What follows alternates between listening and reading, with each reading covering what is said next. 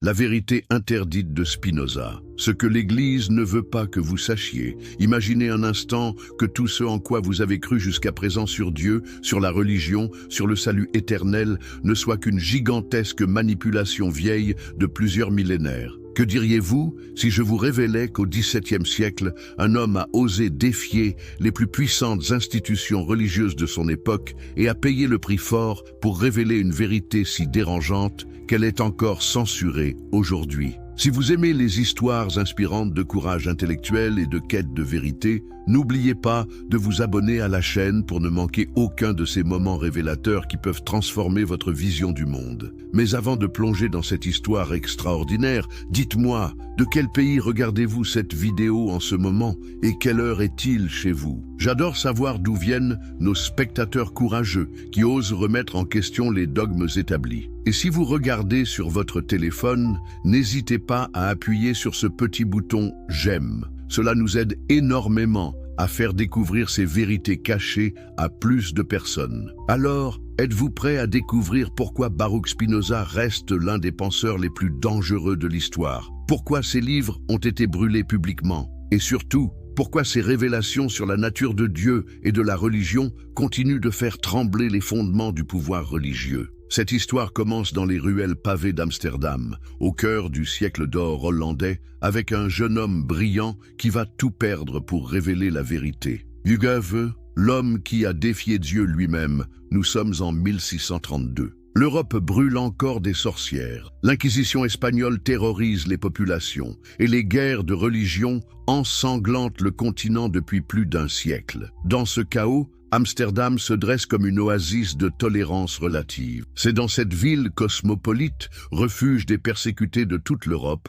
que naît Baruch Spinoza. Mais qui était vraiment cet homme que certains appellent le plus grand philosophe de tous les temps, tandis que d'autres le qualifient de diable incarné? Pourquoi son nom seul faisait-il frémir les théologiens chrétiens et juifs? Et comment un simple polisseur de lentilles a-t-il réussi à ébranler les fondements de la civilisation occidentale? Baruch, ou Banto en portugais, naît dans une famille de marchands juifs séfarades, ses descendants des juifs expulsés d'Espagne en 1492. Ses grands-parents ont fui l'Inquisition espagnole, ces tribunaux religieux qui torturaient et brûlaient vif quiconque était soupçonné d'hérésie. Pouvez-vous imaginer l'ironie? Un descendant de victime de la persécution religieuse qui deviendra lui-même le persécuteur le plus redoutable de la religion organisée. La famille Spinoza fait partie de cette bourgeoisie marchande juive qui a contribué à faire d'Amsterdam la capitale économique de l'Europe. Michael Spinoza, le père de Baruch, importe des fruits secs et des épices des colonies. La famille vit confortablement dans le quartier juif, près de la grande synagogue portugaise. Mais derrière cette façade respectable se cache déjà le germe de la révolution intellectuelle à venir. Car voyez-vous, la communauté juive d'Amsterdam n'est pas un monolithe. Elle abrite des courants de pensée divers, des kabbalistes mystiques aux rationalistes influencés par Maïmonide. Le jeune Baruch grandit dans cette effervescence intellectuelle, mais aussi sous la surveillance constante des rabbins orthodoxes qui veillent jalousement à maintenir l'orthodoxie religieuse. À l'école talmudique, Baruch se révèle un étudiant exceptionnellement doué. Il maîtrise parfaitement l'hébreu, l'araméen, le latin et le portugais, mais surtout il pose des questions dérangeantes. Pourquoi Dieu aurait-il choisi spécifiquement le peuple juif? Comment peut-on concilier la bonté divine avec la souffrance dans le monde? Pourquoi les textes sacrés contiennent-ils des contradictions flagrantes? Ses professeurs commencent à s'inquiéter. Ce jeune homme trop curieux remet en question des dogmes millénaires avec une logique implacable. Mais ce n'est que le début, car Baruch découvre les philosophes chrétiens modernes, Descartes, qui vient de révolutionner la philosophie en plaçant le doute méthodique au centre de la recherche de la vérité, et Hobbes, qui ose analyser la religion avec les outils de la science politique. Mais que se passe-t-il quand un esprit aussi brillant que curieux se met à appliquer la méthode cartésienne aux textes sacrés de sa propre tradition? Que découvre-t-il quand il scrute la Bible avec le même œil critique qu'un mathématicien examine une démonstration géométrique? La réponse va faire trembler non seulement la communauté juive d'Amsterdam, mais l'ensemble du monde chrétien européen. Vers l'âge de 20 ans, Baruch commence à exprimer publiquement ses doutes. Il fréquente les cercles intellectuels libéraux d'Amsterdam, ces groupes de penseurs qui osent remettre en question les dogmes religieux. Parmi eux, des chrétiens libéraux comme Franciscus van den Enden, son professeur de latin, qui l'initie aux idées les plus avancées de son époque. Van den Enden est un personnage fascinant. Ancien jésuite défroqué devenu libre penseur, il dirige une école où l'on enseigne non seulement les langues classiques, mais aussi les idées nouvelles venues d'Italie et de France. C'est dans ce laboratoire intellectuel que Spinoza découvre la philosophie naturelle, cette nouvelle façon de comprendre le monde qui place l'observation et la raison au-dessus de l'autorité religieuse. Mais imaginez le scandale dans la communauté juive orthodoxe. Le fils de l'estimable Michael Spinoza, promis à une brillante carrière rabbinique, se compromet avec des chrétiens hérétiques.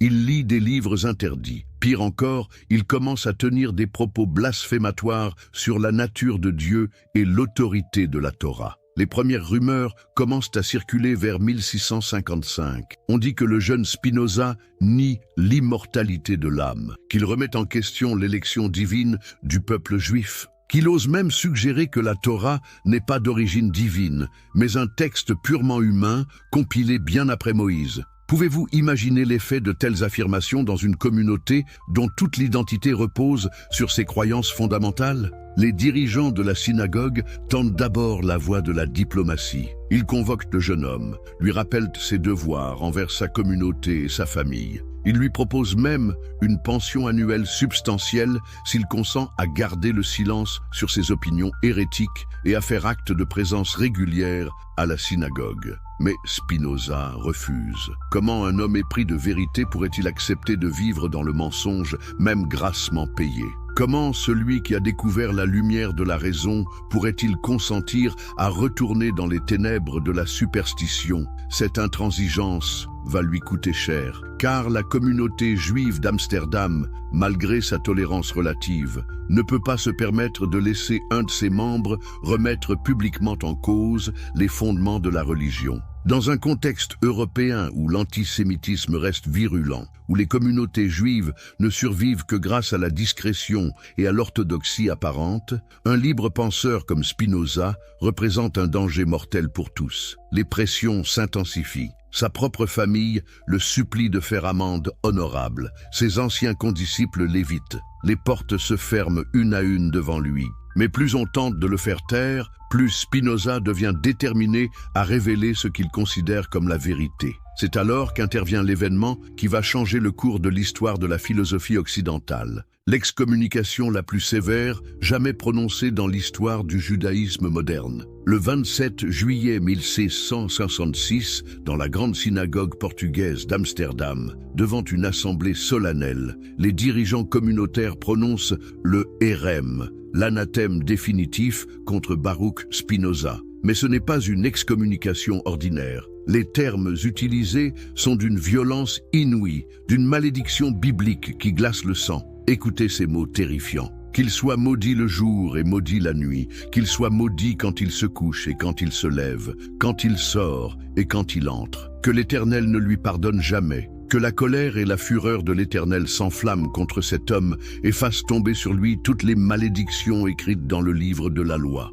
Mais pourquoi une telle violence? Qu'avait donc fait ce jeune homme de 24 ans pour mériter une telle condamnation? Quelle vérité si terrible avait-il révélée pour que les dirigeants religieux préfèrent le vouer aux gémonies plutôt que de débattre avec lui? La réponse tient en quelques phrases qui vont révolutionner la pensée occidentale. Spinoza avait osé dire que Dieu et la nature ne font qu'un, que les miracles n'existent pas, que la Bible est un livre purement humain, et que toutes les religions ne sont que des instruments de contrôle politique déguisés en vérités éternelles. Du jour au lendemain, Baruch Spinoza devient Benedictus de Spinoza. Il latinise son nom, symbole de sa rupture définitive avec sa communauté d'origine. Mais cette transformation ne s'arrête pas au nom. C'est toute sa vie qui bascule. Chassé par sa famille, rejeté par ses amis d'enfance, il se retrouve seul face à l'immensité de sa tâche. Révéler au monde les mensonges sur lesquels reposent les religions. Comment un homme peut-il survivre à un tel ostracisme? Comment trouve-t-il la force de continuer quand le monde entier se dresse contre lui? Et surtout, que découvre-t-il de si révolutionnaire qu'il soit prêt à sacrifier sa vie sociale, sa sécurité matérielle et même sa sécurité physique pour le révéler? Car n'oublions pas le contexte. Nous sommes au XVIIe siècle, l'époque où Giordano Bruno a été brûlé vif pour ses idées astronomiques, où Galilée a été forcé d'abjurer ses découvertes scientifiques. Un homme qui remet en cause non seulement les fondements du christianisme, mais aussi ceux du judaïsme, risque littéralement sa vie. Pourtant Spinoza persévère. Il s'installe dans une modeste maison de La Haye, vit chichement de son travail de polisseur de lentilles optiques et commence à rédiger l'œuvre qui va bouleverser la philosophie occidentale. Mais avant d'explorer ces découvertes révolutionnaires, arrêtons-nous un instant sur cette période cruciale de sa vie. Car c'est dans cette solitude forcée, dans ce dépouillement matériel absolu, que Spinoza va développer une méthode philosophique d'une rigueur mathématique qui lui permettra de percer les mystères les plus profonds de l'existence. Imaginez la scène. Dans une petite pièce éclairée à la chandelle, un homme de 24 ans, armé de sa seule raison, entreprend de reconstruire entièrement notre compréhension de Dieu, de l'homme et de l'univers. N'est-ce pas là le spectacle le plus extraordinaire que puisse offrir l'humanité? Un individu seul contre tous les pouvoirs établis, toutes les superstitions millénaires, tous les intérêts matériels et spirituels qui vivent de l'ignorance des masses? La révolution panthéiste. Quand Dieu devient nature. Mais que découvre donc Spinoza dans sa retraite forcée qui va révolutionner notre compréhension de Dieu et de la réalité? Comment parvient-il à cette conclusion stupéfiante que Dieu et la nature ne font qu'un? Et surtout, pourquoi cette révélation fait-elle trembler les fondements mêmes du christianisme et du judaïsme? Pour comprendre la portée révolutionnaire de la pensée spinoziste, il faut d'abord saisir dans quel monde intellectuel et religieux elle émerge. L'Europe du XVIIe siècle vit encore sous l'emprise d'une conception de Dieu héritée du Moyen Âge. Un Dieu personnel, anthropomorphe, qui ressemble à un monarque absolu régnant sur sa création depuis un trône céleste. Ce Dieu traditionnel a une volonté, des émotions, des préférences. Il se met en colère contre les pécheurs. Il aime certains peuples plus que d'autres. Il intervient miraculeusement dans le cours de l'histoire pour récompenser les justes et punir les méchants. Il a créé le monde ex nihilo par un acte de volonté pure, et il pourrait le détruire demain s'il le désirait. Mais qu'arrive-t-il quand un esprit aussi rigoureux que celui de Spinoza applique à cette conception traditionnelle la méthode géométrique qu'il a apprise chez Euclide et perfectionnée chez Descartes? Qu'arrive-t-il quand on soumet l'idée de Dieu à la même analyse logique qu'un théorème mathématique? La réponse va ébranler 3000 ans de pensée religieuse occidentale. Spinoza commence par une question apparemment simple. Qu'est-ce que Dieu? Selon la tradition, Dieu est l'être parfait, infini, éternel, cause de tout ce qui existe. Mais si Dieu est vraiment infini, se demande Spinoza, peut-il exister quelque chose en dehors de lui? Si quelque chose existait en dehors de Dieu, alors Dieu ne serait pas infini, puisqu'il serait limité par cette chose extérieure. Mais alors, où situer la création? Si rien ne peut exister en dehors de Dieu infini, alors la création ne peut pas être extérieure à Dieu. Elle ne peut être qu'en Dieu, ou plutôt, elle ne peut être que Dieu lui-même, sous une certaine forme. Vous commencez à entrevoir la révolution conceptuelle qui se prépare. Dieu ne peut pas être séparé de sa création, comme le croient les religions traditionnelles. Dieu ne peut pas être un architecte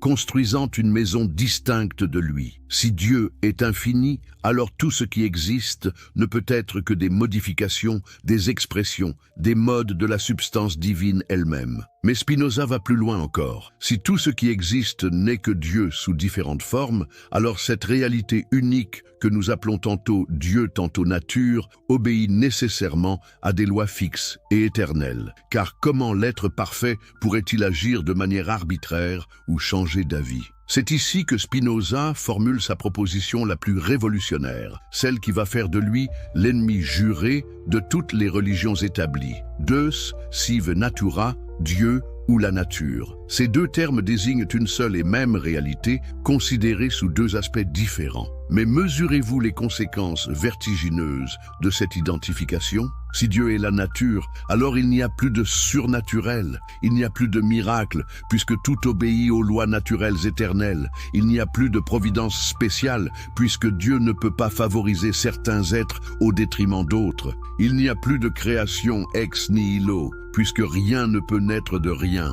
Imaginez le scandale que représentent de telles affirmations dans l'Europe du XVIIe siècle. Spinoza ne se contente pas de critiquer telle ou telle doctrine religieuse particulière. Il sape les fondements mêmes de toute religion révélée. Car à quoi servent les prêtres, les rabbins, les pasteurs, si Dieu ne peut pas intervenir miraculeusement dans le monde? À quoi bon prier si Dieu ne peut pas changer le cours naturel des événements? À quoi bon les sacrifices et les offrandes si Dieu ne peut pas être influencé par nos actions? Mais Spinoza ne s'arrête pas là. Sa logique implacable l'amène à des conclusions encore plus dévastatrices pour la religion traditionnelle. Si Dieu est la nature, alors Dieu n'a ni volonté ni intelligence au sens humain du terme. Car la volonté et l'intelligence impliquent l'imperfection. On veut ce qu'on n'a pas. On pense pour découvrir ce qu'on ignore. Or Dieu, être parfait, ne peut manquer de rien ni ignorer quoi que ce soit. Alors, de ce Dieu nature spinoziste, que reste-t-il du Dieu de nos pères?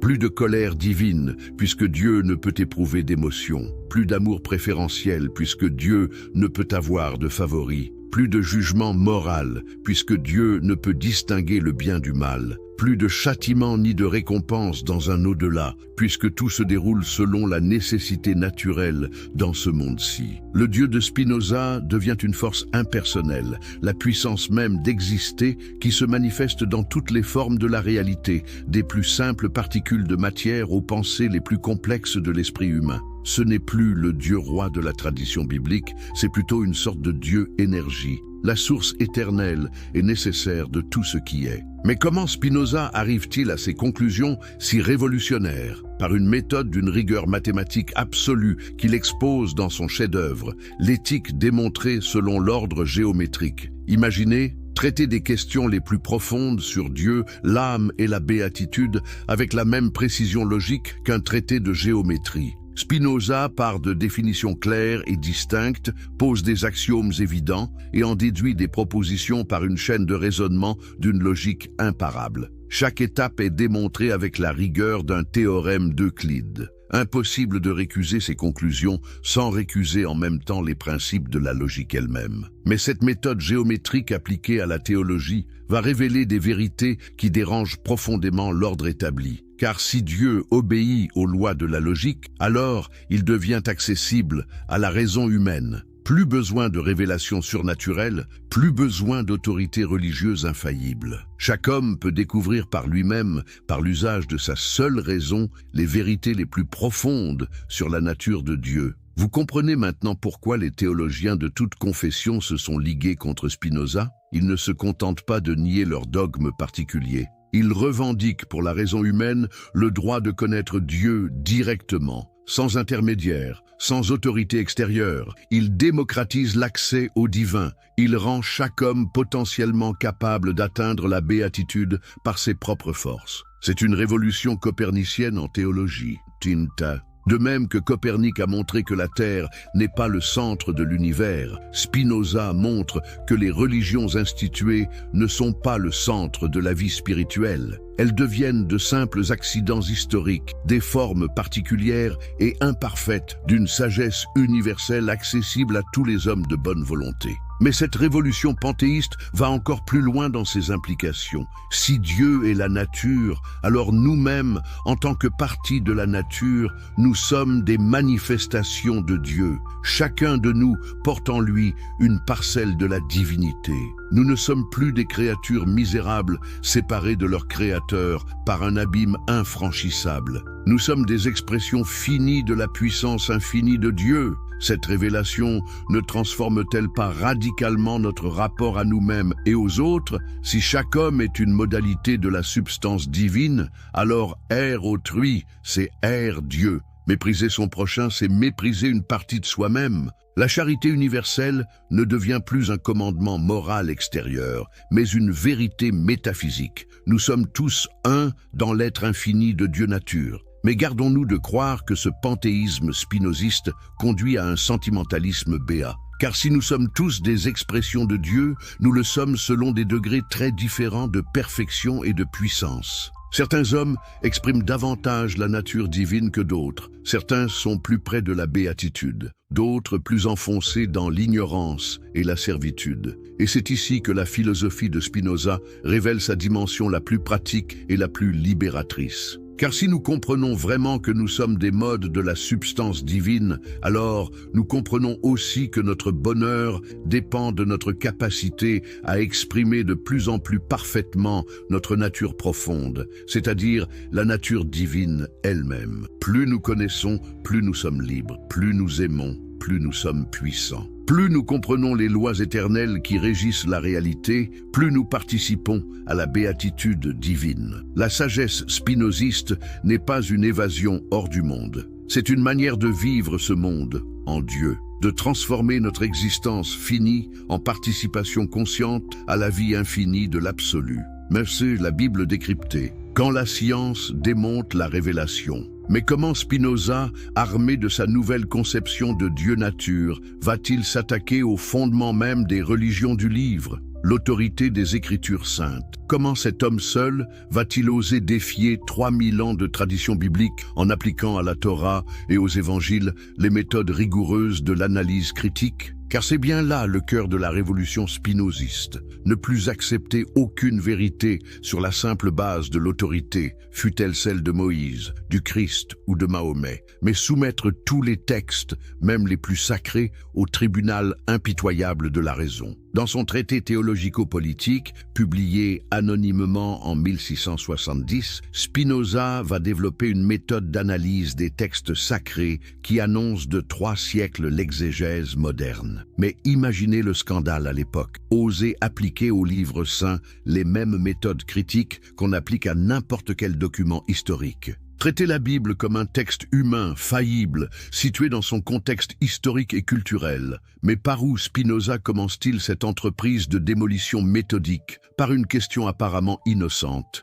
Qui a écrit la Bible? Cette question, qui nous paraît aujourd'hui légitime, était alors révolutionnaire. Car pour la tradition juive et chrétienne, l'auteur de la Torah n'est autre que Moïse lui-même, qui a reçu directement de Dieu sur le mont Sinaï, non seulement les 10 commandements, mais l'intégralité des 5 premiers livres de la Bible. Or, que découvre Spinoza quand il examine attentivement le texte du Pentateuque? Des anomalies troublantes qui remettent en cause cette attribution traditionnelle. Comment Moïse aurait-il pu raconter sa propre mort dans les derniers versets du Deutéronome? Comment aurait-il pu écrire « Il n'a plus paru en Israël de prophète semblable à Moïse », comme si des siècles s'étaient écoulés depuis sa disparition? Plus troublant encore, le texte contient des références à des lieux, des peuples, des institutions qui n'existaient pas du temps de Moïse. Il parle des rois d'Israël comme d'une institution ancienne, alors que la royauté n'a été établie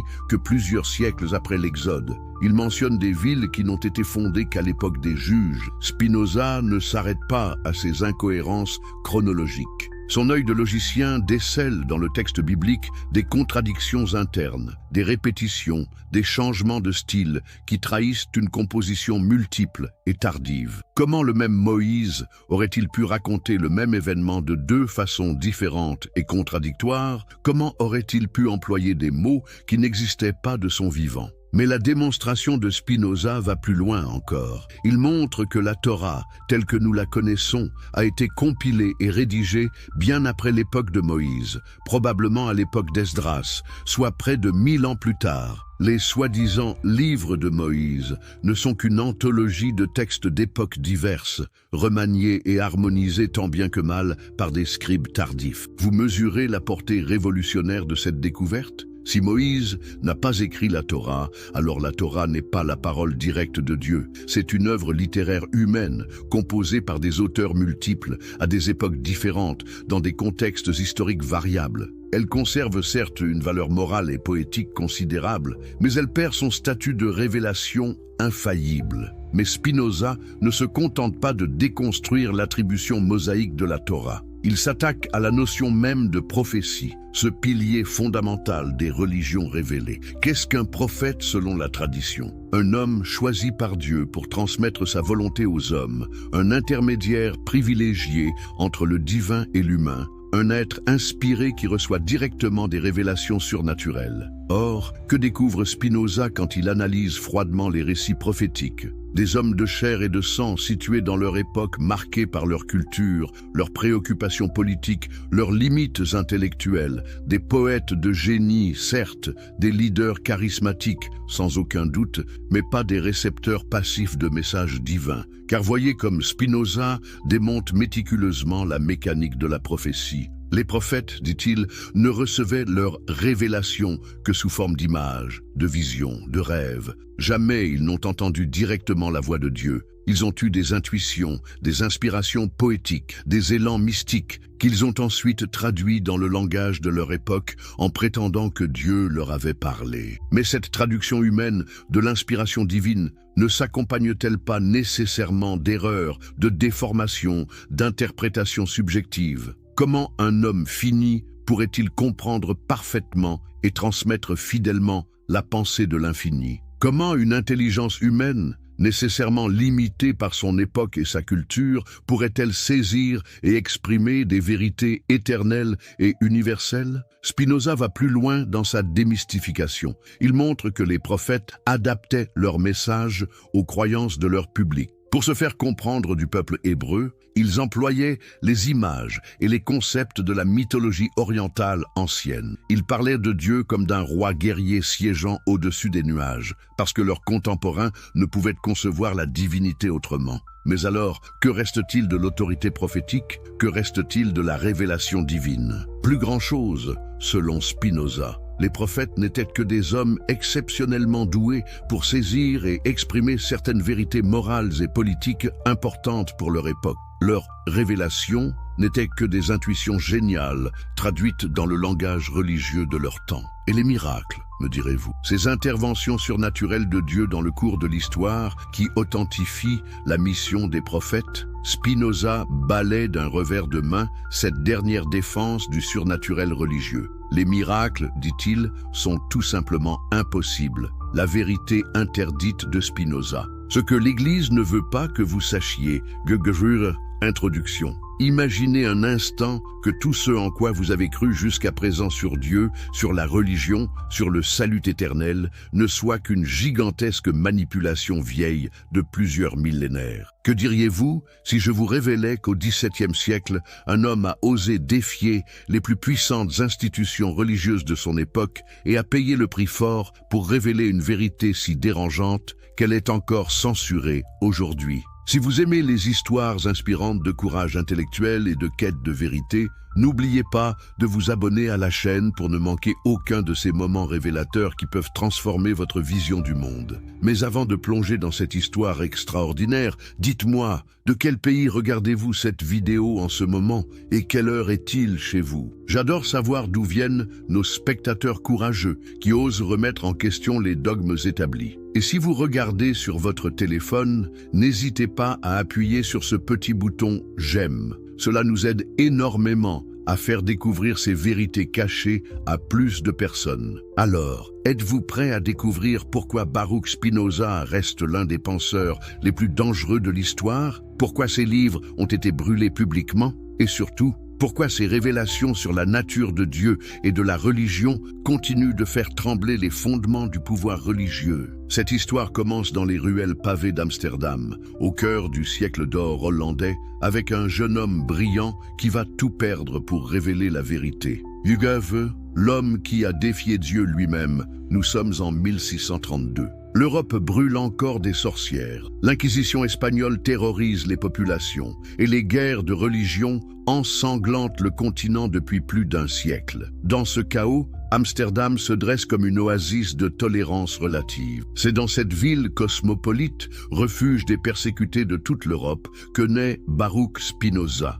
Mais qui était vraiment cet homme que certains appellent le plus grand philosophe de tous les temps, tandis que d'autres le qualifient de diable incarné? Pourquoi son nom seul faisait-il frémir les théologiens chrétiens et juifs? Et comment un simple polisseur de lentilles a-t-il réussi à ébranler les fondements de la civilisation occidentale? Baruch, ou Banto en portugais, naît dans une famille de marchands juifs séfarades, ses descendants des juifs expulsés d'Espagne en 1492. Ses grands-parents ont fui l'Inquisition espagnole, ces tribunaux religieux qui torturaient et brûlaient vif quiconque était soupçonné d'hérésie. Pouvez-vous imaginer l'ironie? Un descendant de victime de la persécution religieuse qui deviendra lui-même le persécuteur le plus redoutable de la religion organisée. La famille Spinoza fait partie de cette bourgeoisie marchande juive qui a contribué à faire d'Amsterdam la capitale économique de l'Europe.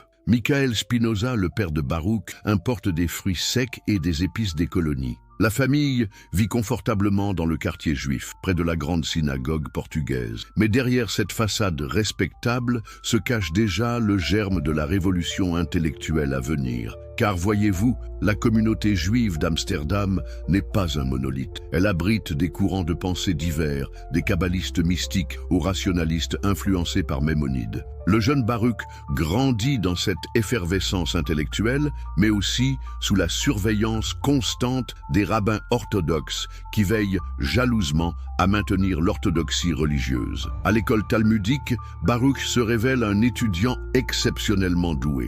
Il maîtrise parfaitement l'hébreu, l'araméen, le latin et le portugais, mais surtout il pose des questions dérangeantes. Pourquoi Dieu aurait-il choisi spécifiquement le peuple juif? Comment peut-on concilier la bonté divine avec la souffrance dans le monde? Pourquoi les textes sacrés contiennent-ils des contradictions flagrantes? Ses professeurs commencent à s'inquiéter. Ce jeune homme trop curieux remet en question des dogmes millénaires avec une logique implacable. Mais ce n'est que le début, car Baruch découvre les philosophes chrétiens modernes, Descartes, qui vient de révolutionner la philosophie en plaçant le doute méthodique au centre de la recherche de la vérité, et Hobbes, qui ose analyser la religion avec les outils de la science politique. Mais que se passe-t-il quand un esprit aussi brillant que curieux se met à appliquer la méthode cartésienne aux textes sacrés de sa propre tradition? Que découvre-t-il quand il scrute la Bible avec le même œil critique qu'un mathématicien examine une démonstration géométrique?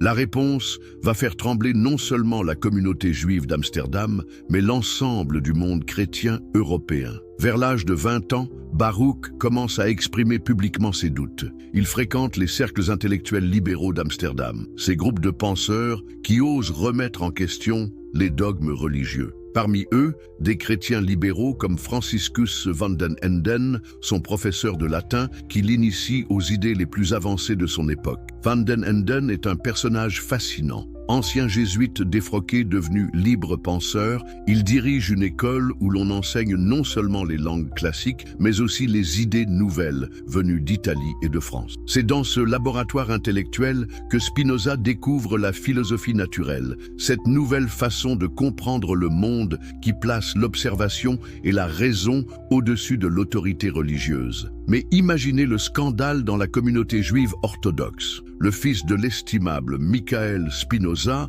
promis à une brillante carrière rabbinique, se compromet avec des chrétiens hérétiques. Il lit des livres interdits. Pire encore, il commence à tenir des propos blasphématoires sur la nature de Dieu et l'autorité de la Torah. Les premières rumeurs commencent à circuler vers 1655.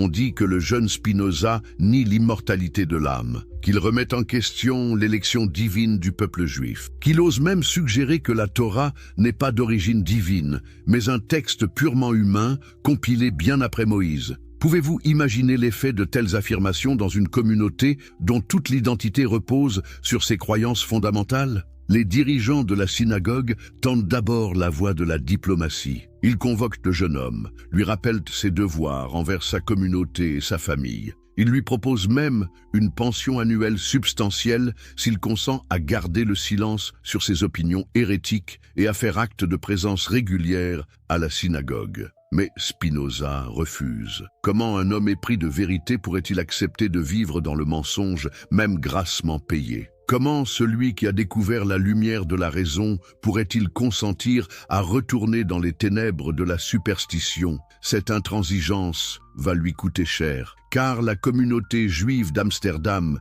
malgré sa tolérance relative, ne peut pas se permettre de laisser un de ses membres remettre publiquement en cause les fondements de la religion. Dans un contexte européen où l'antisémitisme reste virulent, où les communautés juives ne survivent que grâce à la discrétion et à l'orthodoxie apparente, un libre penseur comme Spinoza représente un danger mortel pour tous. Les pressions s'intensifient. Sa propre famille le supplie de faire amende honorable. Ses anciens condisciples l'évitent. Les portes se ferment une à une devant lui. Mais plus on tente de le faire taire, plus Spinoza devient déterminé à révéler ce qu'il considère comme la vérité. C'est alors qu'intervient l'événement qui va changer le cours de l'histoire de la philosophie occidentale. L'excommunication la plus sévère jamais prononcée dans l'histoire du judaïsme moderne. Le 27 juillet 1666, dans la grande synagogue portugaise d'Amsterdam, devant une assemblée solennelle, les dirigeants communautaires prononcent le hérem, l'anathème définitif contre Baruch Spinoza. Mais ce n'est pas une excommunication ordinaire. Les termes utilisés sont d'une violence inouïe, d'une malédiction biblique qui glace le sang. Écoutez ces mots terrifiants. Qu'il soit maudit le jour et maudit la nuit, qu'il soit maudit quand il se couche et quand il se lève, quand il sort et quand il entre. Que l'Éternel ne lui pardonne jamais. Que la colère et la fureur de l'Éternel s'enflamment contre cet homme et fassent tomber sur lui toutes les malédictions écrites dans le livre de la loi. Mais pourquoi une telle violence? Qu'avait donc fait ce jeune homme de 24 ans pour mériter une telle condamnation? Quelle vérité si terrible avait-il révélée pour que les dirigeants religieux préfèrent le vouer aux gémonies plutôt que de débattre avec lui? La réponse tient en quelques phrases qui vont révolutionner la pensée occidentale. Spinoza avait osé dire que Dieu et la nature ne font qu'un, que les miracles n'existent pas, que la Bible est un livre purement humain, et que toutes les religions ne sont que des instruments de contrôle politique déguisés en vérités éternelles. Du jour au lendemain, Baruch Spinoza devient Benedictus de Spinoza. Il latinise son nom, symbole de sa rupture définitive avec sa communauté d'origine. Mais cette transformation ne s'arrête pas au nom. C'est toute sa vie qui bascule. Chassé par sa famille, rejeté par ses amis d'enfance, il se retrouve seul face à l'immensité de sa tâche. Révéler au monde les mensonges sur lesquels reposent les religions. Comment un homme peut-il survivre à un tel ostracisme? Comment trouve-t-il la force de continuer quand le monde entier se dresse contre lui? Et surtout, que découvre-t-il de si révolutionnaire qu'il soit prêt à sacrifier sa vie sociale, sa sécurité matérielle et même sa sécurité physique pour le révéler? Car n'oublions pas le contexte. Nous sommes au XVIIe siècle, l'époque où Giordano Bruno a été brûlé vif pour ses idées astronomiques, où Galilée a été forcé d'abjurer ses découvertes scientifiques. Un homme qui remet en cause non seulement les fondements du christianisme, mais aussi ceux du judaïsme, risque littéralement sa vie. Pourtant Spinoza persévère. Il s'installe dans une modeste maison de la Haye, vit chichement de son travail de polisseur de lentilles optiques et commence à rédiger l'œuvre qui va bouleverser la philosophie occidentale. Mais avant d'explorer ces découvertes révolutionnaires, arrêtons-nous un instant sur cette période cruciale de sa vie. Car c'est dans cette solitude forcée, dans ce dépouillement matériel absolu, que Spinoza va développer une méthode philosophique d'une rigueur mathématique qui lui permettra de percer les mystères les plus profonds de l'existence. Imaginez la scène. Dans une petite pièce éclairée à la chandelle, un homme de 24 ans armé de sa seule raison, entreprend de reconstruire entièrement notre compréhension de Dieu, de l'homme et de l'univers. N'est-ce pas là le spectacle le plus extraordinaire que puisse offrir l'humanité? Un individu seul contre tous les pouvoirs établis,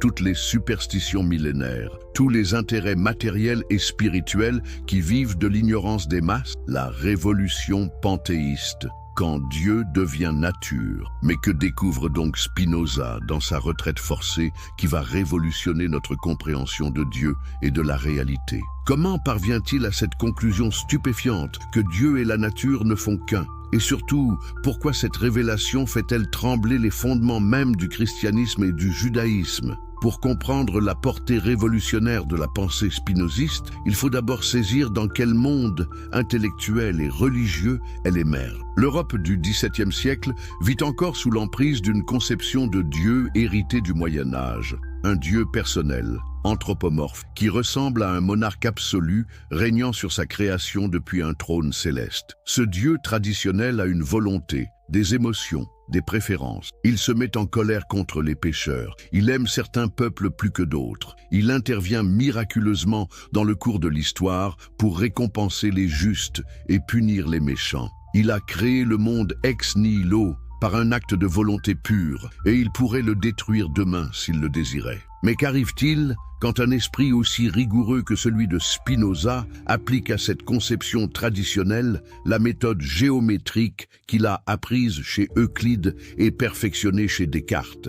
Qu'arrive-t-il quand on soumet l'idée de Dieu à la même analyse logique qu'un théorème mathématique? La réponse va ébranler 3000 ans de pensée religieuse occidentale. Spinoza commence par une question apparemment simple: qu'est-ce que Dieu? Selon la tradition, Dieu est l'être parfait, infini, éternel, cause de tout ce qui existe. Mais si Dieu est vraiment infini, se demande Spinoza, peut-il exister quelque chose en dehors de lui? Si quelque chose existait en dehors de Dieu, alors Dieu ne serait pas infini, puisqu'il serait limité par cette chose extérieure. Mais alors, où situer la création? Si rien ne peut exister en dehors de Dieu infini, alors la création ne peut pas être extérieure à Dieu. Elle ne peut être qu'en Dieu, ou plutôt, elle ne peut être que Dieu lui-même, sous une certaine forme. Vous commencez à entrevoir la révolution conceptuelle qui se prépare. Dieu ne peut pas être séparé de sa création, comme le croient les religions traditionnelles. Dieu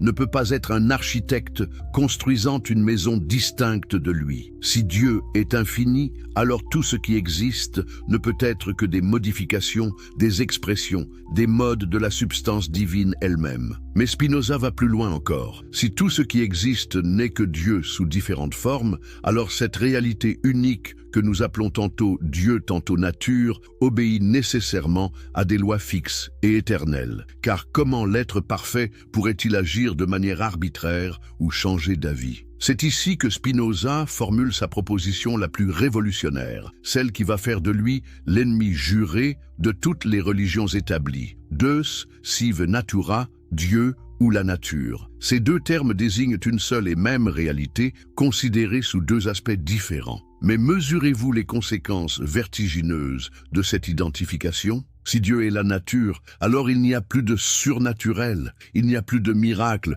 puisque tout obéit aux lois naturelles éternelles. Il n'y a plus de providence spéciale, puisque Dieu ne peut pas favoriser certains êtres au détriment d'autres. Il n'y a plus de création ex nihilo, puisque rien ne peut naître de rien.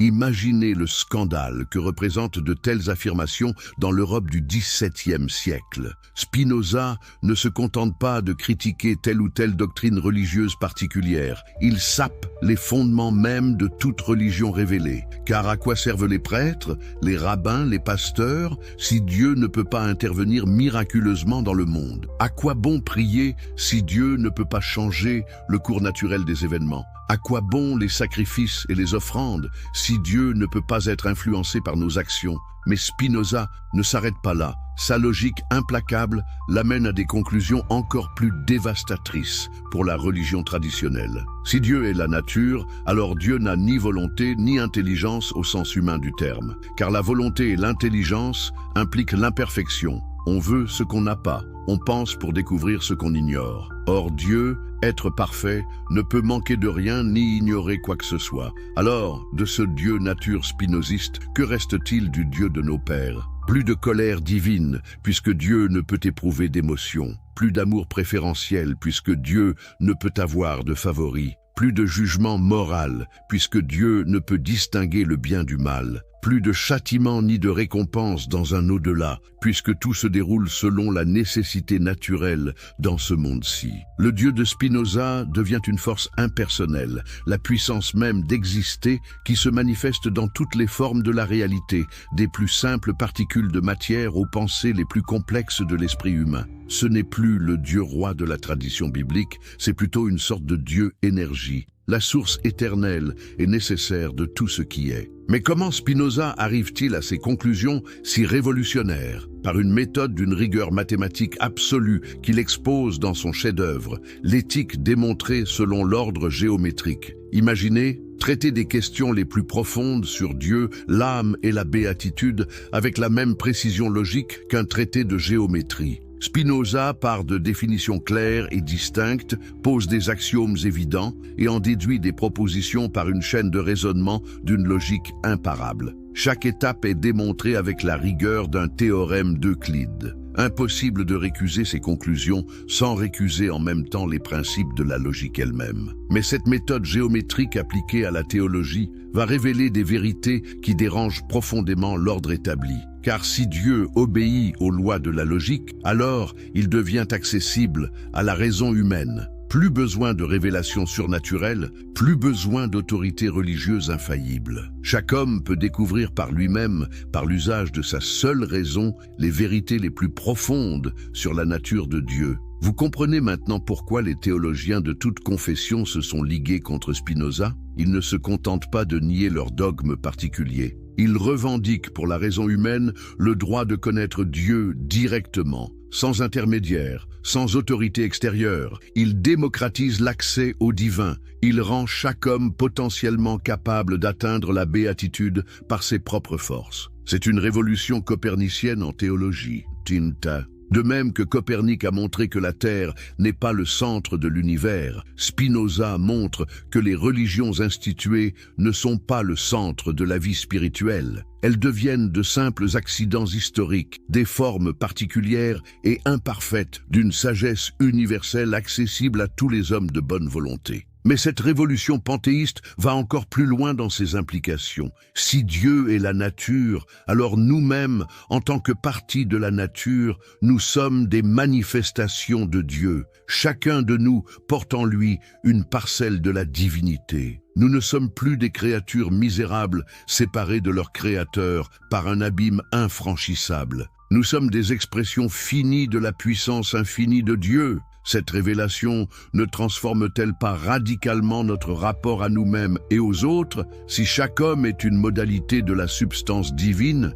alors haïr autrui, c'est haïr Dieu. Mépriser son prochain, c'est mépriser une partie de soi-même. La charité universelle ne devient plus un commandement moral extérieur, mais une vérité métaphysique. Nous sommes tous un dans l'être infini de Dieu nature. Mais gardons-nous de croire que ce panthéisme spinoziste conduit à un sentimentalisme béat. Car si nous sommes tous des expressions de Dieu, nous le sommes selon des degrés très différents de perfection et de puissance. Certains hommes expriment davantage la nature divine que d'autres. Certains sont plus près de la béatitude, d'autres plus enfoncés dans l'ignorance et la servitude. Et c'est ici que la philosophie de Spinoza révèle sa dimension la plus pratique et la plus libératrice. Car si nous comprenons vraiment que nous sommes des modes de la substance divine, alors nous comprenons aussi que notre bonheur dépend de notre capacité à exprimer de plus en plus parfaitement notre nature profonde, c'est-à-dire la nature divine elle-même. Plus nous connaissons, plus nous sommes libres, plus nous aimons, plus nous sommes puissants. Plus nous comprenons les lois éternelles qui régissent la réalité, plus nous participons à la béatitude divine. La sagesse spinoziste n'est pas une évasion hors du monde. C'est une manière de vivre ce monde en Dieu, de transformer notre existence finie en participation consciente à la vie infinie de l'absolu. Merci la Bible décryptée. Quand la science démonte la révélation. Mais comment Spinoza, armé de sa nouvelle conception de Dieu-nature, va-t-il s'attaquer au fondement même des religions du livre, l'autorité des Écritures saintes? Comment cet homme seul va-t-il oser défier 3000 ans de tradition biblique en appliquant à la Torah et aux évangiles les méthodes rigoureuses de l'analyse critique? Car c'est bien là le cœur de la révolution spinoziste. Ne plus accepter aucune vérité sur la simple base de l'autorité, fût-elle celle de Moïse, du Christ ou de Mahomet, mais soumettre tous les textes, même les plus sacrés, au tribunal impitoyable de la raison. Dans son traité théologico-politique, publié anonymement en 1670, Spinoza va développer une méthode d'analyse des textes sacrés qui annonce de 3 siècles l'exégèse moderne. Mais imaginez le scandale à l'époque. Oser appliquer au livre saint les mêmes méthodes critiques qu'on applique à n'importe quel document historique. Traiter la Bible comme un texte humain, faillible, situé dans son contexte historique et culturel. Mais par où Spinoza commence-t-il cette entreprise de démolition méthodique? Par une question apparemment innocente. Qui a écrit la Bible? Cette question, qui nous paraît aujourd'hui légitime, était alors révolutionnaire. Car pour la tradition juive et chrétienne, l'auteur de la Torah n'est autre que Moïse lui-même, qui a reçu directement de Dieu sur le mont Sinaï, non seulement les 10 commandements, mais l'intégralité des 5 premiers livres de la Bible. Or, que découvre Spinoza quand il examine attentivement le texte du Pentateuque? Des anomalies troublantes qui remettent en cause cette attribution traditionnelle. Comment Moïse aurait-il pu raconter sa propre mort dans les derniers versets du Deutéronome? Comment aurait-il pu écrire « Il n'a plus paru en Israël de prophète semblable à Moïse », comme si des siècles s'étaient écoulés depuis sa disparition? Plus troublant encore, le texte contient des références à des lieux, des peuples, des institutions qui n'existaient pas du temps de Moïse. Il parle des rois d'Israël comme d'une institution ancienne, alors que la royauté n'a été établie que plusieurs siècles après l'Exode. Il mentionne des villes qui n'ont été fondées qu'à l'époque des juges. Spinoza ne s'arrête pas à ces incohérences chronologiques.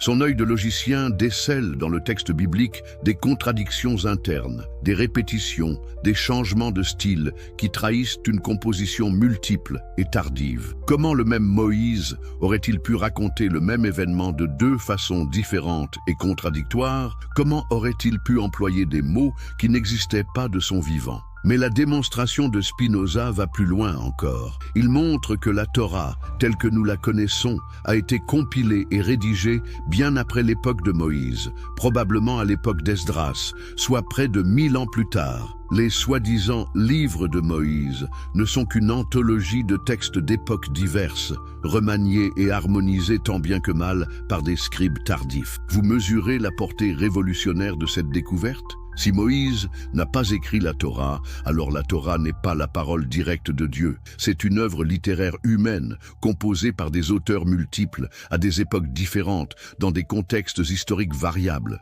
Elle conserve certes une valeur morale et poétique considérable, mais elle perd son statut de révélation infaillible. Mais Spinoza ne se contente pas de déconstruire l'attribution mosaïque de la Torah. Il s'attaque à la notion même de prophétie, ce pilier fondamental des religions révélées. Qu'est-ce qu'un prophète selon la tradition? Un homme choisi par Dieu pour transmettre sa volonté aux hommes, un intermédiaire privilégié entre le divin et l'humain, un être inspiré qui reçoit directement des révélations surnaturelles. Or, que découvre Spinoza quand il analyse froidement les récits prophétiques? Des hommes de chair et de sang situés dans leur époque marqués par leur culture, leurs préoccupations politiques, leurs limites intellectuelles, des poètes de génie, certes, des leaders charismatiques, sans aucun doute, mais pas des récepteurs passifs de messages divins. Car voyez comme Spinoza démonte méticuleusement la mécanique de la prophétie. Les prophètes, dit-il, ne recevaient leur révélation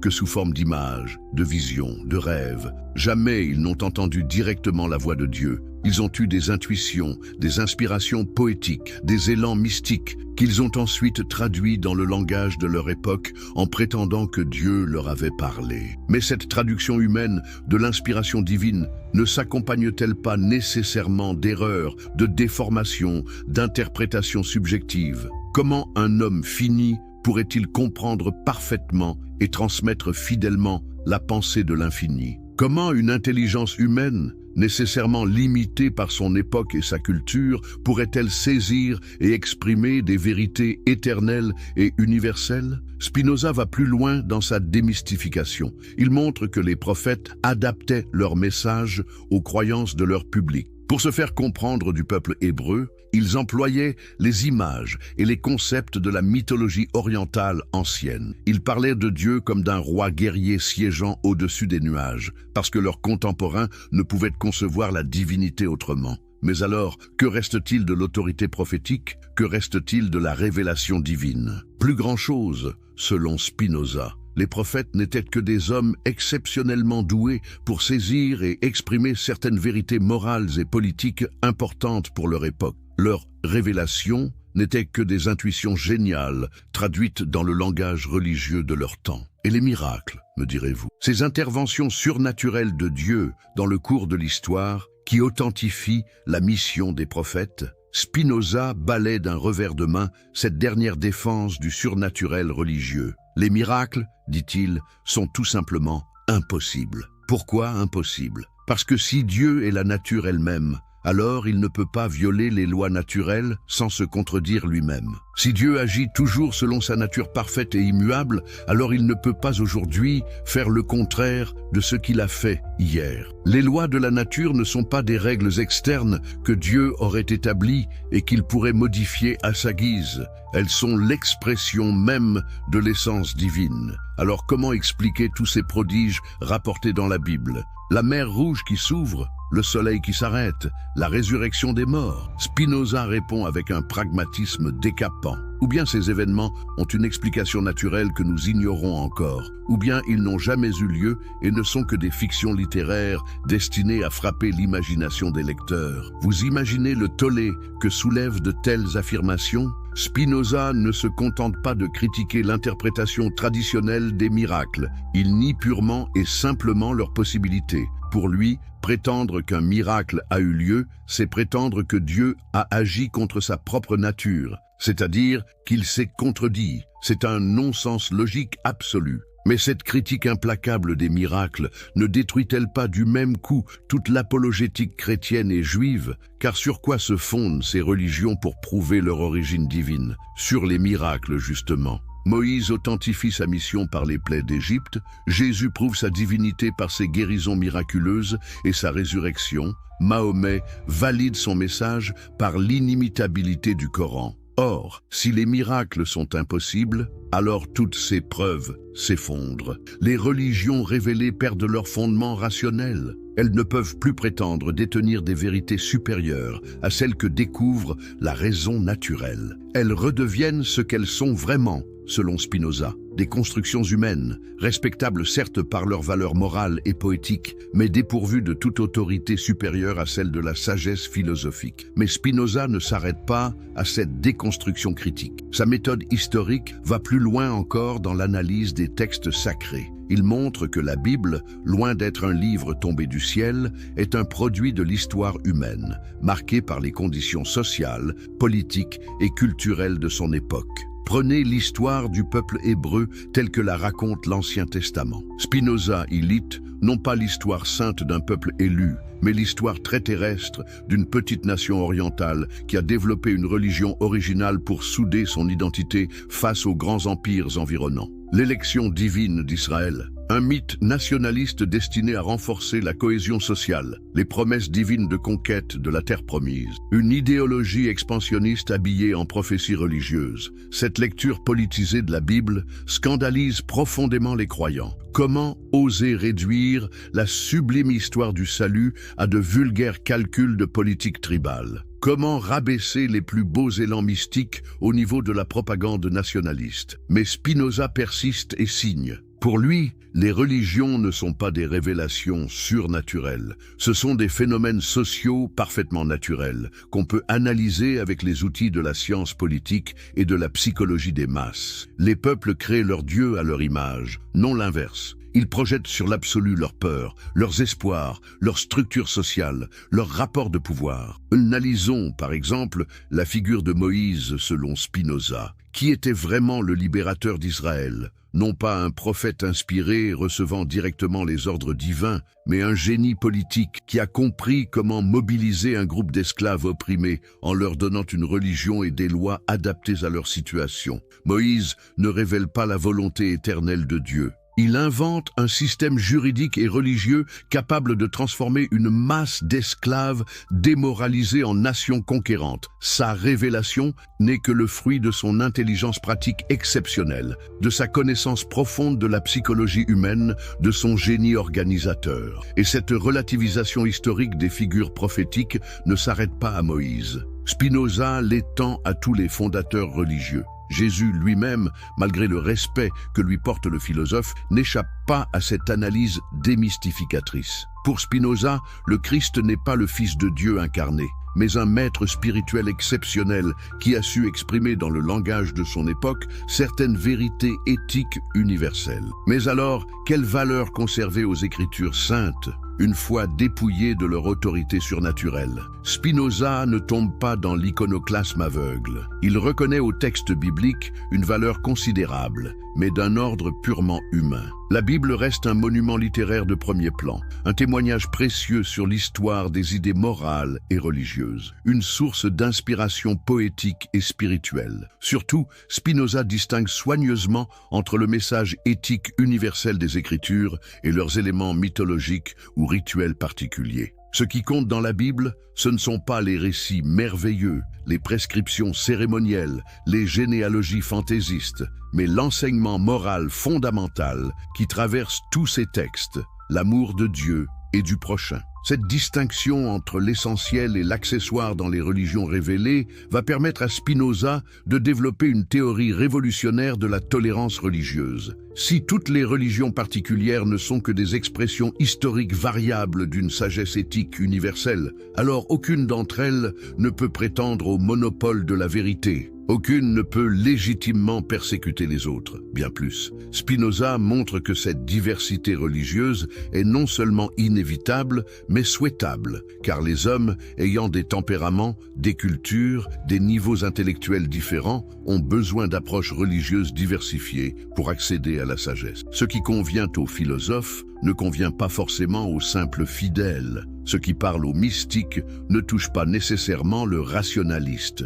L'erreur des religions instituées, selon Spinoza, c'est de vouloir imposer à tous leurs dogmes particuliers, leurs rites spécifiques, leurs interprétations exclusives des textes sacrés. Cette prétention monopolistique engendre nécessairement l'intolérance, les guerres de religion, les persécutions. Elle transforme les religions, qui devraient être des instruments de paix et de fraternité, en facteurs de division et de haine. Mais comment sortir de cette spirale de violence religieuse qui ensanglante l'Europe depuis des siècles? La solution de Spinoza est d'une audace révolutionnaire pour son époque. Il faut séparer rigoureusement la religion de la politique. L'État ne doit imposer aucune croyance religieuse particulière, mais seulement veiller à ce que toutes les religions respectent la paix civile et la justice sociale. Cette idée de séparation du temporel et du spirituel, qui nous paraît aujourd'hui évidente, était alors proprement révolutionnaire. Elle sapait les fondements mêmes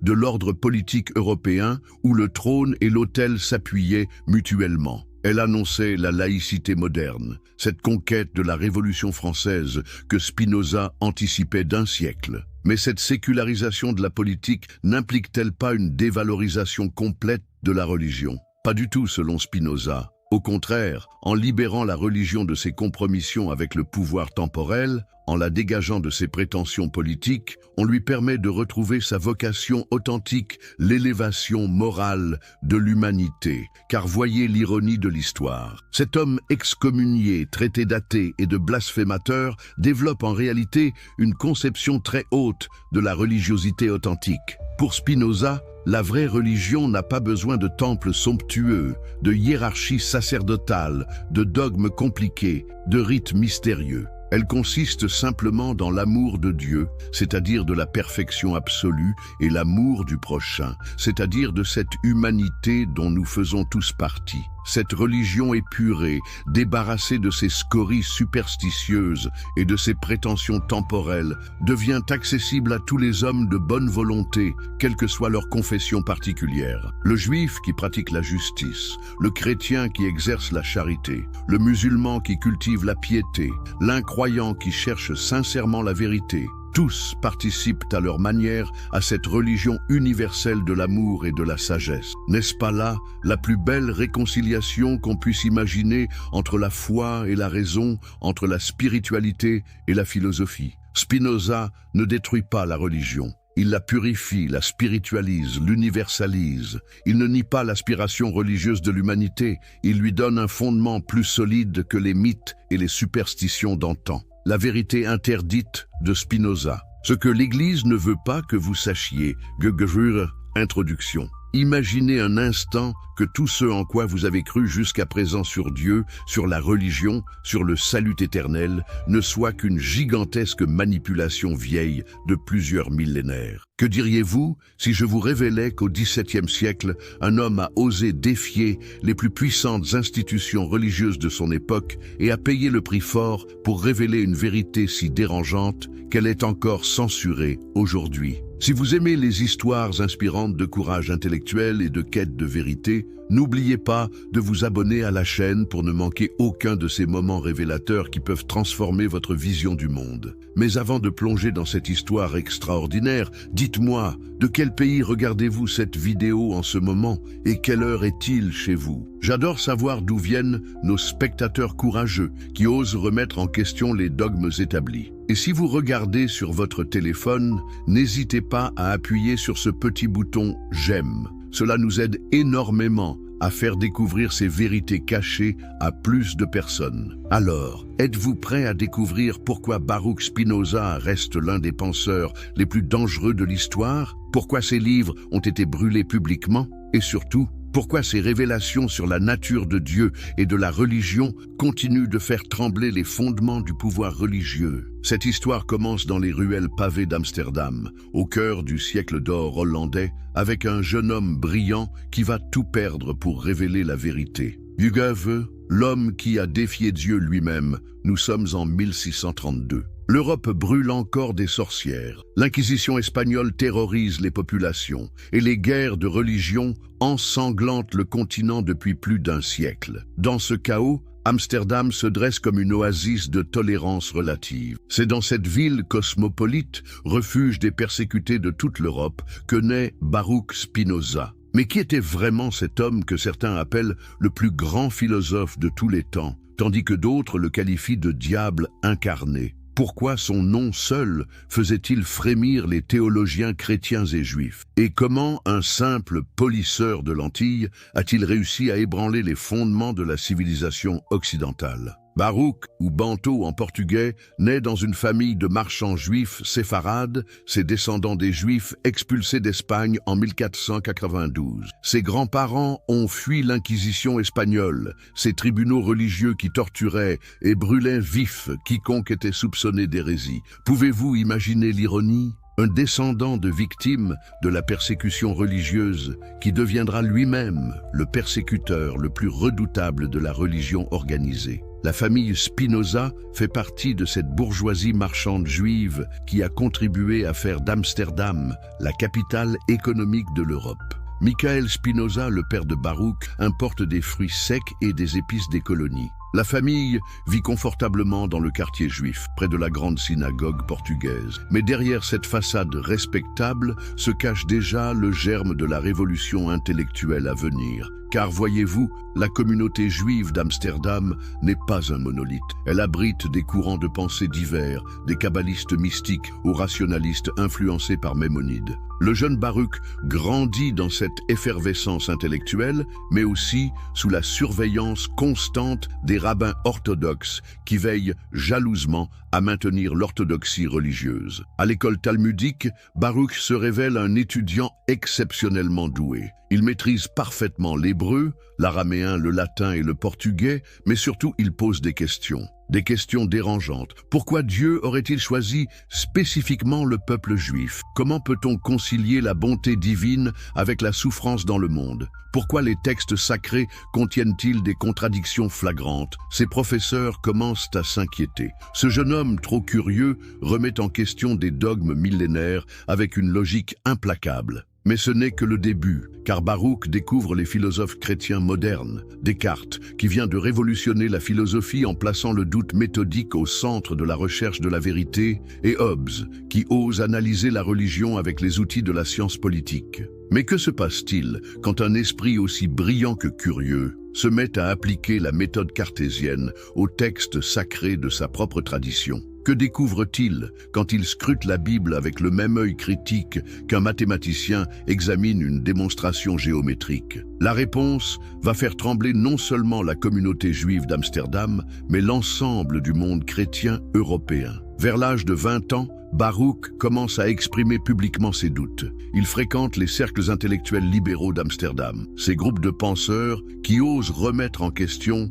les dogmes religieux. Parmi eux, des chrétiens libéraux comme Franciscus van den Enden, son professeur de latin, qui l'initie aux idées les plus avancées de son époque. Van den Enden est un personnage fascinant. Ancien jésuite défroqué devenu libre penseur, il dirige une école où l'on enseigne non seulement les langues classiques, mais aussi les idées nouvelles venues d'Italie et de France. C'est dans ce laboratoire intellectuel que Spinoza découvre la philosophie naturelle, cette nouvelle façon de comprendre le monde qui place l'observation et la raison au-dessus de l'autorité religieuse. Mais imaginez le scandale dans la communauté juive orthodoxe. Le fils de l'estimable Michael Spinoza, promis à une brillante carrière rabbinique, se compromet avec des chrétiens hérétiques.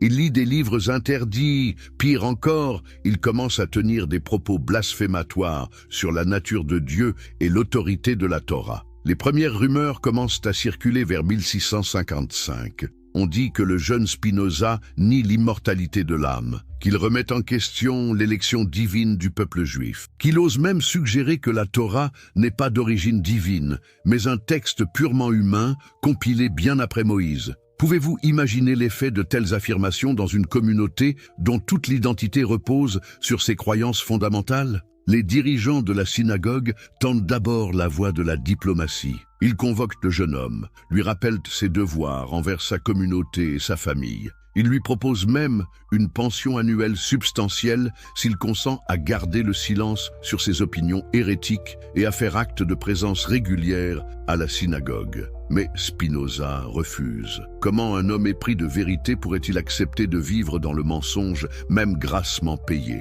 Comment celui qui a découvert la lumière de la raison pourrait-il consentir à retourner dans les ténèbres de la superstition? Cette intransigeance va lui coûter cher, car la communauté juive d'Amsterdam, malgré sa tolérance relative, ne peut pas se permettre de laisser un de ses membres remettre publiquement en cause les fondements de la religion. Dans un contexte européen où l'antisémitisme reste virulent, où les communautés juives ne survivent que grâce à la discrétion et à l'orthodoxie apparente, un libre penseur comme Spinoza représente un danger mortel pour tous. Les pressions s'intensifient. Sa propre famille le supplie de faire amende honorable. Ses anciens condisciples l'évitent. Les portes se ferment une à une devant lui. Mais plus on tente de le faire taire, plus Spinoza devient déterminé à révéler ce qu'il considère comme la vérité. C'est alors qu'intervient l'événement qui va changer le cours de l'histoire de la philosophie occidentale.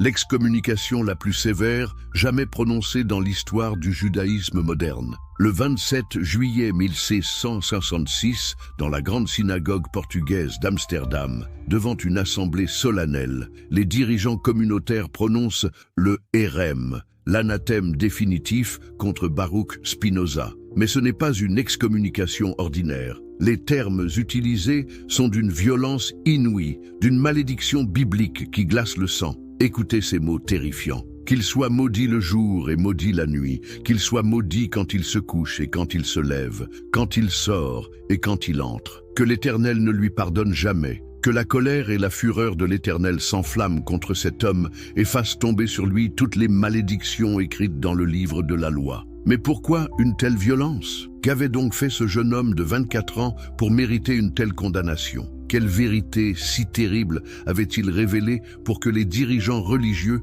préfèrent le vouer aux gémonies plutôt que de débattre avec lui? La réponse tient en quelques phrases qui vont révolutionner la pensée occidentale. Spinoza avait osé dire que Dieu et la nature ne font qu'un, que les miracles n'existent pas, que la Bible est un livre purement humain, et que toutes les religions ne sont que des instruments de contrôle politique déguisés en vérités éternelles. Du jour au lendemain, Baruch Spinoza devient Benedictus de Spinoza. Il latinise son nom, symbole de sa rupture définitive avec sa communauté d'origine. Mais cette transformation ne s'arrête pas au nom. C'est toute sa vie qui bascule. Chassé par sa famille, rejeté par ses amis d'enfance, il se retrouve seul face à l'immensité de sa tâche. Révéler au monde les mensonges sur lesquels reposent les religions. Comment un homme peut-il survivre à un tel ostracisme? Comment trouve-t-il la force de continuer quand le monde entier se dresse contre lui? Et surtout, que découvre-t-il de si révolutionnaire qu'il soit prêt à sacrifier sa vie sociale,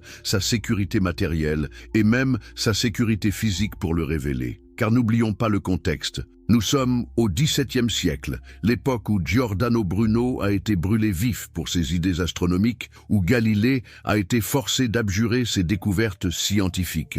Un homme qui remet en cause non seulement les fondements du christianisme, mais aussi ceux du judaïsme, risque littéralement sa vie. Pourtant Spinoza persévère. Il s'installe dans une modeste maison de La Haye, vit chichement de son travail de polisseur de lentilles optiques et commence à rédiger l'œuvre qui va bouleverser la philosophie occidentale. Mais avant d'explorer ces découvertes révolutionnaires, arrêtons-nous un instant sur cette période cruciale de sa vie. Car c'est dans cette solitude forcée, dans ce dépouillement matériel absolu, que Spinoza va développer une méthode philosophique d'une rigueur mathématique qui lui permettra de percer les mystères les plus profonds de l'existence. Imaginez la scène. Dans une petite pièce éclairée à la chandelle, un homme de 24 ans, armé de sa seule raison, entreprend de reconstruire entièrement notre compréhension de Dieu, de l'homme et de l'univers. N'est-ce pas là le spectacle le plus extraordinaire que puisse offrir l'humanité? Un individu seul contre tous les pouvoirs établis,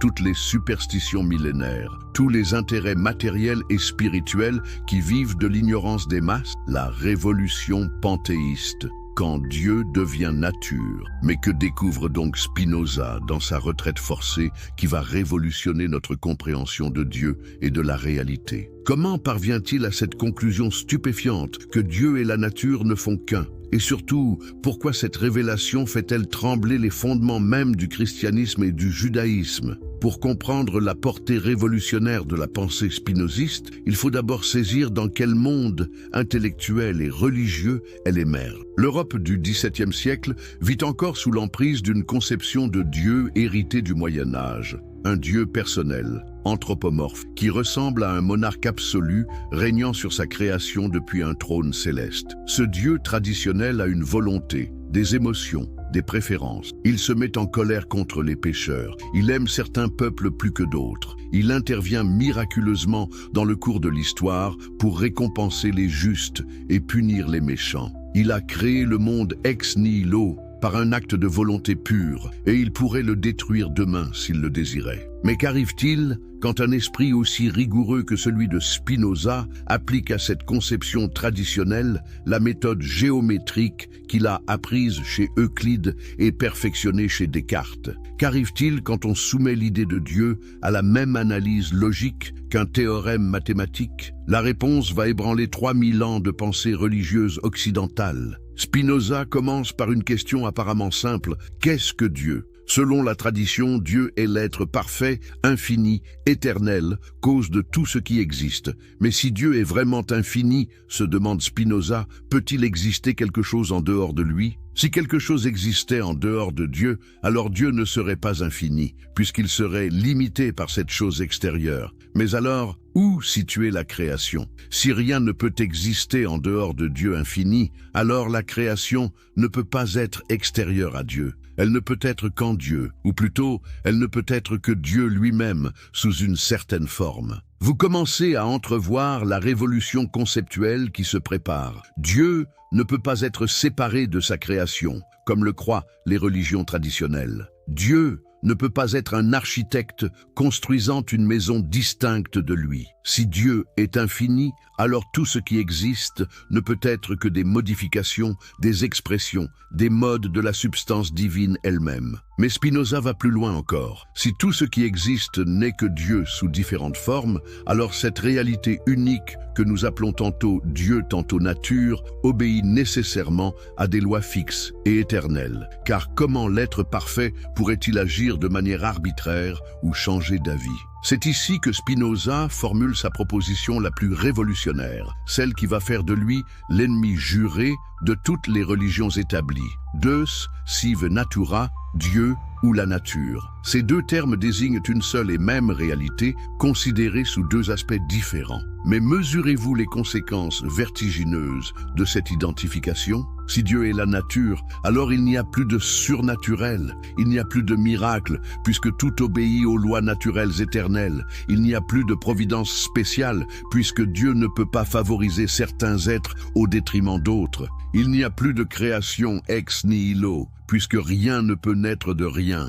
Imaginez le scandale que représentent de telles affirmations dans l'Europe du XVIIe siècle. Spinoza ne se contente pas de critiquer telle ou telle doctrine religieuse particulière. Il sape les fondements mêmes de toute religion révélée. Car à quoi servent les prêtres, les rabbins, les pasteurs, si Dieu ne peut pas intervenir miraculeusement dans le monde? À quoi bon prier si Dieu ne peut pas changer le cours naturel des événements? À quoi bon les sacrifices et les offrandes si Dieu ne peut pas être influencé par nos actions? Mais Spinoza ne s'arrête pas là. Sa logique implacable l'amène à des conclusions encore plus dévastatrices pour la religion traditionnelle. Si Dieu est la nature, alors Dieu n'a ni volonté ni intelligence au sens humain du terme. Car la volonté et l'intelligence impliquent l'imperfection. On veut ce qu'on n'a pas. On pense pour découvrir ce qu'on ignore. Or Dieu, être parfait, ne peut manquer de rien ni ignorer quoi que ce soit. Alors, de ce Dieu nature spinoziste, que reste-t-il du Dieu de nos pères? Plus de colère divine,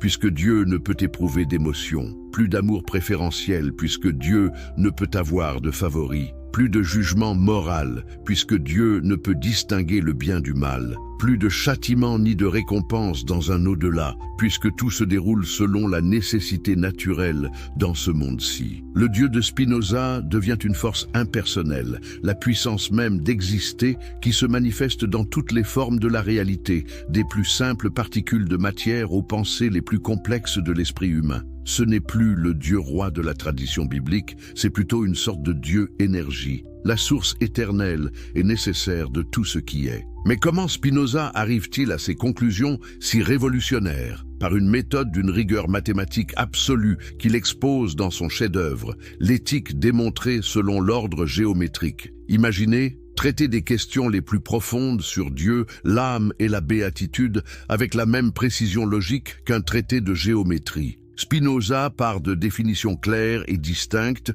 pose des axiomes évidents et en déduit des propositions par une chaîne de raisonnement d'une logique imparable. Chaque étape est démontrée avec la rigueur d'un théorème d'Euclide. Impossible de récuser ces conclusions sans récuser en même temps les principes de la logique elle-même. Mais cette méthode géométrique appliquée à la théologie va révéler des vérités qui dérangent profondément l'ordre établi. Car si Dieu obéit aux lois de la logique, alors il devient accessible à la raison humaine. Plus besoin de révélations surnaturelles, plus besoin d'autorité religieuse infaillible. Chaque homme peut découvrir par lui-même, par l'usage de sa seule raison, les vérités les plus profondes sur la nature de Dieu. Vous comprenez maintenant pourquoi les théologiens de toute confession se sont ligués contre Spinoza? Ils ne se contentent pas de nier leur dogme particulier. Ils revendiquent pour la raison humaine le droit de connaître Dieu directement, sans intermédiaire, sans autorité extérieure. Ils démocratisent l'accès au divin. Ils rendent chaque homme potentiellement capable d'atteindre la béatitude par ses propres forces. C'est une révolution copernicienne en théologie. Tinta De même que Copernic a montré que la Terre n'est pas le centre de l'univers, Spinoza montre que les religions instituées ne sont pas le centre de la vie spirituelle. Elles deviennent de simples accidents historiques, des formes particulières et imparfaites d'une sagesse universelle accessible à tous les hommes de bonne volonté. Mais cette révolution panthéiste va encore plus loin dans ses implications. Si Dieu est la nature, alors nous-mêmes, en tant que partie de la nature, nous sommes des manifestations de Dieu. Chacun de nous porte en lui une parcelle de la divinité. Nous ne sommes plus des créatures misérables, séparées de leur Créateur par un abîme infranchissable. Nous sommes des expressions finies de la puissance infinie de Dieu. Cette révélation ne transforme-t-elle pas radicalement notre rapport à nous-mêmes et aux autres? Si chaque homme est une modalité de la substance divine, alors haïr autrui, c'est haïr Dieu. Mépriser son prochain, c'est mépriser une partie de soi-même. La charité universelle ne devient plus un commandement moral extérieur, mais une vérité métaphysique. Nous sommes tous un dans l'être infini de Dieu nature. Mais gardons-nous de croire que ce panthéisme spinoziste conduit à un sentimentalisme béat. Car si nous sommes tous des expressions de Dieu, nous le sommes selon des degrés très différents de perfection et de puissance. Deus sive natura, Dieu ou la nature. Ces deux termes désignent une seule et même réalité, considérée sous deux aspects différents. Mais mesurez-vous les conséquences vertigineuses de cette identification? Si Dieu est la nature, alors il n'y a plus de surnaturel, il n'y a plus de miracle, puisque tout obéit aux lois naturelles éternelles. Il n'y a plus de providence spéciale, puisque Dieu ne peut pas favoriser certains êtres au détriment d'autres. Il n'y a plus de création ex nihilo, puisque rien ne peut naître de rien. Imaginez le scandale que représentent de telles affirmations dans l'Europe du XVIIe siècle. Spinoza ne se contente pas de critiquer telle ou telle doctrine religieuse particulière. Il sape les fondements mêmes de toute religion révélée. Car à quoi servent les prêtres, les rabbins, les pasteurs, si Dieu ne peut pas intervenir miraculeusement dans le monde? À quoi bon prier si Dieu ne peut pas changer le cours naturel des événements? À quoi bon les sacrifices et les offrandes si Dieu ne peut pas être influencé par nos actions? Mais Spinoza ne s'arrête pas là. Sa logique implacable l'amène à des conclusions encore plus dévastatrices pour la religion traditionnelle. Si Dieu est la nature, alors Dieu n'a ni volonté ni intelligence au sens humain du terme. Car la volonté et l'intelligence impliquent l'imperfection. On veut ce qu'on n'a pas. On pense pour découvrir ce qu'on ignore. Or Dieu, être parfait, ne peut manquer de rien ni ignorer quoi que ce soit. Alors, de ce Dieu nature spinoziste, que reste-t-il du Dieu de nos pères? Plus de colère divine, puisque Dieu ne peut éprouver d'émotion. Plus d'amour préférentiel, puisque Dieu ne peut avoir de favoris. Plus de jugement moral, puisque Dieu ne peut distinguer le bien du mal. Plus de châtiment ni de récompense dans un au-delà, puisque tout se déroule selon la nécessité naturelle dans ce monde-ci. Le Dieu de Spinoza devient une force impersonnelle, la puissance même d'exister qui se manifeste dans toutes les formes de la réalité, des plus simples particules de matière aux pensées les plus complexes de l'esprit humain. Ce n'est plus le Dieu roi de la tradition biblique, c'est plutôt une sorte de Dieu énergie, la source éternelle et nécessaire de tout ce qui est. Mais comment Spinoza arrive-t-il à ces conclusions si révolutionnaires? Par une méthode d'une rigueur mathématique absolue qu'il expose dans son chef-d'œuvre, l'éthique démontrée selon l'ordre géométrique. Imaginez traiter des questions les plus profondes sur Dieu, l'âme et la béatitude avec la même précision logique qu'un traité de géométrie. Spinoza part de définitions claires et distinctes, pose des axiomes évidents et en déduit des propositions par une chaîne de raisonnement d'une logique imparable. Chaque étape est démontrée avec la rigueur d'un théorème d'Euclide. Impossible de récuser ces conclusions sans récuser en même temps les principes de la logique elle-même. Mais cette méthode géométrique appliquée à la théologie va révéler des vérités qui dérangent profondément l'ordre établi. Car si Dieu obéit aux lois de la logique, alors il devient accessible à la raison humaine. Plus besoin de révélations surnaturelles, plus besoin d'autorité religieuse infaillible. Chaque homme peut découvrir par lui-même, par l'usage de sa seule raison, les vérités les plus profondes sur la nature de Dieu. Vous comprenez maintenant pourquoi les théologiens de toute confession se sont ligués contre Spinoza? Ils ne se contentent pas de nier leur dogme particulier. Ils revendiquent pour la raison humaine le droit de connaître Dieu directement,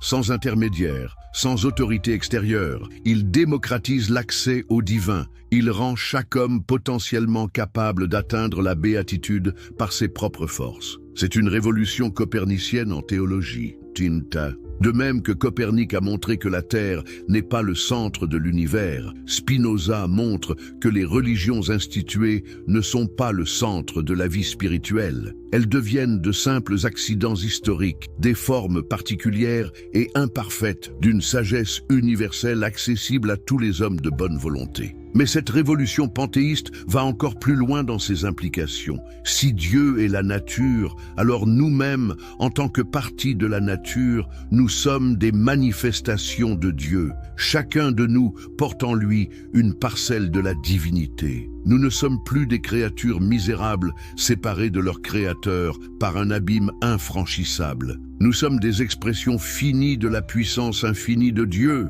Cette révélation ne transforme-t-elle pas radicalement notre rapport à nous-mêmes et aux autres? Si chaque homme est une modalité de la substance divine, alors haïr autrui, c'est haïr Dieu. Mépriser son prochain, c'est mépriser une partie de soi-même. La charité universelle ne devient plus un commandement moral extérieur, mais une vérité métaphysique. Nous sommes tous un dans l'être infini de Dieu nature. Mais gardons-nous de croire que ce panthéisme spinoziste conduit à un sentimentalisme béat. Car si nous sommes tous des expressions de Dieu, nous le sommes selon des degrés très différents de perfection et de puissance.